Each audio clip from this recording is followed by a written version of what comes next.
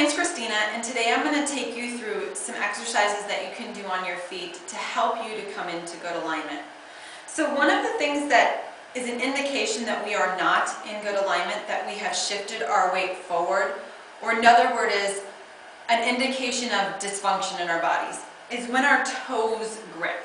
So if you ever glance down at your toes and you see that your toes are indenting and they're gripping and maybe they get little indentations on the tops of their feet, that is an indication that you have some dysfunction going on. And that might be you're shifting your weight forward, or that may be the fact that you don't know how to let the toes not be so functional in your standing and in your balancing. So what I'm going to do is I'm going to take you through a few stretches to work with the feet. One of them is going to stretch the top side of the foot. So people who are chronically wear flip-flops, the top sides of the foot has to really work for flip-flops. They're always active. And so how we stretch out the front side of the foot is you take the front side of the foot down. Okay? And what you're doing here is you're going to try to stretch the top side of the foot towards the floor. In this, you want to watch your alignment because sometimes the heel can roll out or the heel can roll in. So you want the heel right over the top. And then what we tend to do is, because this is an intense stretch on many people, and for some it even causes cramping in the top side of the foot, is we shift our weight all to the front leg. Okay? So you actually want to shift your weight back, shift the pelvis back, stay in good alignment, bring more weight to the back foot here, and it'll make the stretch of the top side a little bit more intense. So if this is not enough for you, you can take it back more, and again continue to stay vertical, shifting your weight back. You can hold this stretch for about a minute, and then switch to the other side and hold it about a minute. You don't have to do this one time a day. You can do this several times a day to stretch out the top sides of the feet. If you can't hold it for a minute to start with 10 seconds. Then maybe work up to 20, 30, and then work up to a minute.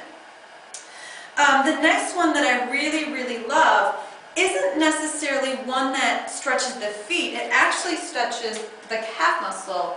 But these muscles play a big factor in the health and roll of the feet, particularly plantar fasciitis. So if you have plantar fasciitis, this is a great one that will help you alleviate that. I have with me two different foam rollers. They're half rollers. And they're different sizes and different heights, and I'm going to show you them. If you don't have one of these, you can do this stretch with a mat as well, and I'm going to show you that in a second. So what you do for this stretch is you take your foot over top of your roll. Now, our dysfunction starts to oftentimes show up in our stretches. So if you tend to be a person who stands with your toes a little bit turned out, you will approach this stretch like that. But we want to come into good alignment. So that second toe comes into the center of the ankle. From here, we're going to step the other foot in front. So as you do that, you want to make sure that your heel, and I'll turn this to the side here, that your heel is on the floor. Okay, that it doesn't come off. It stays on the floor as you step forward. Okay, we're going to start to build the principles of alignment into this, because you might shift your weight and your hips to the side. So we want to stack them. We want to shift the weight to the back heel. We want to bring the pubic bone and the IS vertical to one another. And then letting the shoulders relax and trying to stand as upright as we can. Oftentimes we'll pitch forward a little bit because it's such an intense stretch for some people. So uprighting yourself as much as you can will maximize this. Then we're going to come to the knee. Some people will bend into it. That's going to really minimize this stretch. So you want to straighten it and then try to soften your quadricep. Okay, the other version of a dome that I have, it makes it a little bit more intense. So the higher it is, the more intense it gets, the more you'll feel it on that leg. Again, this is a stretch where you hold it for about a minute and then you switch to the other leg. I'm going to show you it with my mat. So if you don't have a foam roller, you simply take your mat, roll it up,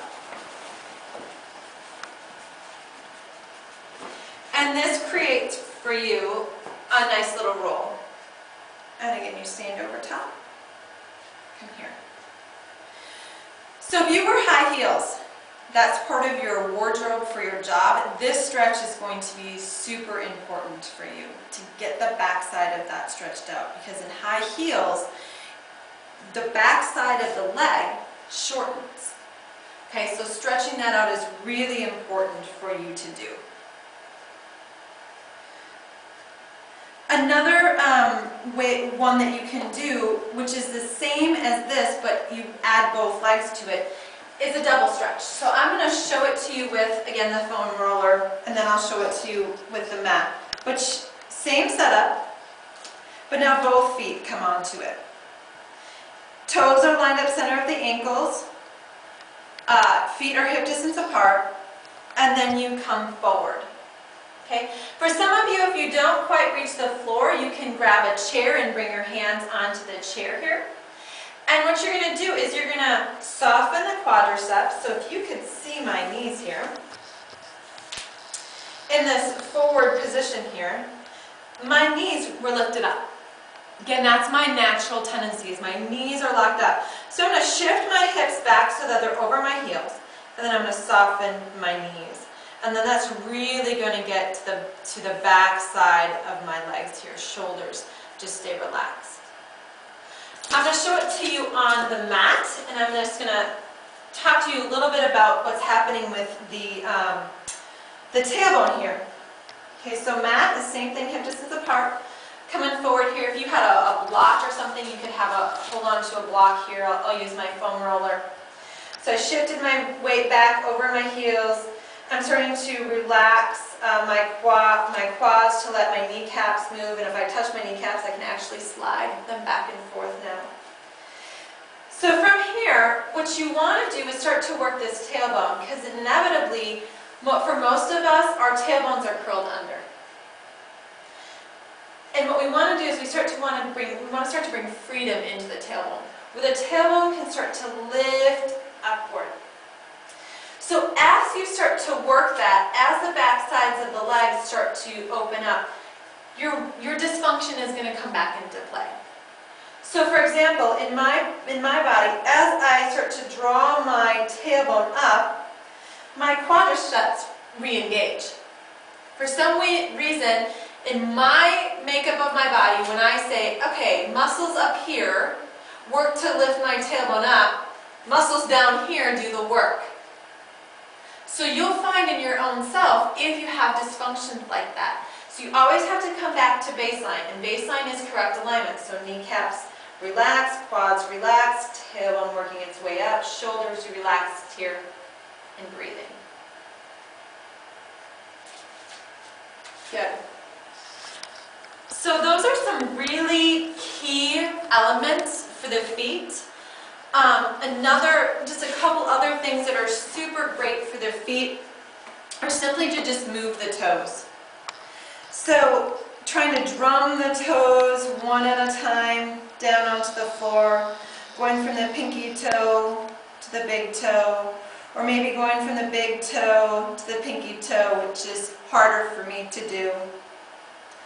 And then also spreading them apart as far as you can, like you are spreading your fingers and then bringing them towards each other.